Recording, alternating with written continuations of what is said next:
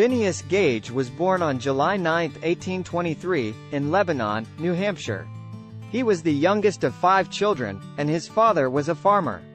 Gage grew up in a rural area and received only a few years of formal education before he began working to support his family. By the age of 18, he had become a laborer on a railroad construction crew. Gage was known for being reliable, hard-working, and responsible, which led to him being promoted to foreman of his crew.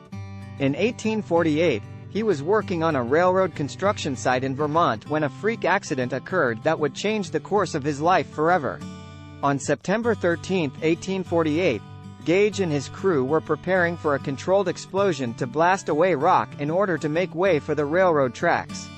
Gage was using a tamping iron, a tool used to pack gunpowder into a drilled hole, when a spark ignited the gunpowder prematurely.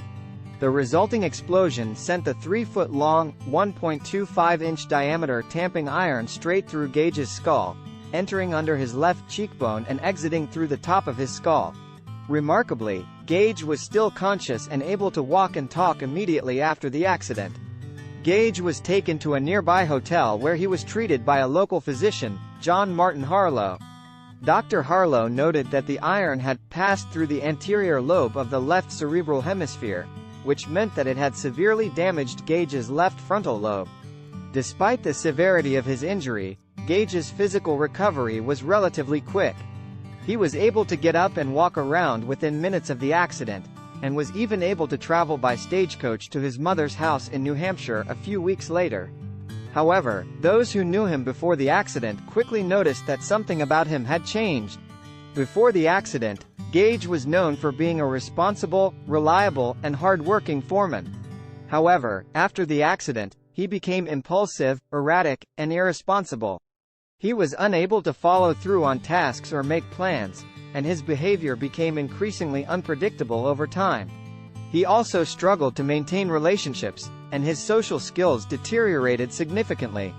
Despite these changes, Gage was able to live independently and support himself financially for many years after the accident.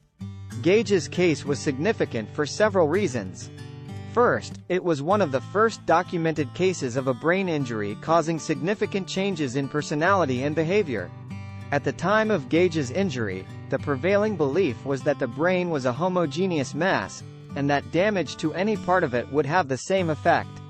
Gage's case challenged this belief and helped to shift medical understanding towards the idea that different parts of the brain are responsible for different functions. Second, Gage's case was significant because it helped to inform our understanding of the role of the frontal lobes in regulating personality and behavior. Gage's injury had destroyed a significant portion of his left frontal lobe, which led to his significant changes in behavior and personality.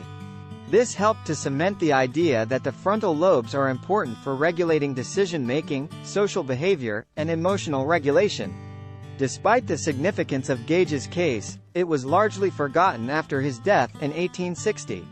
However, in the late 20th century, Gage's story was rediscovered and became the subject of extensive research and analysis.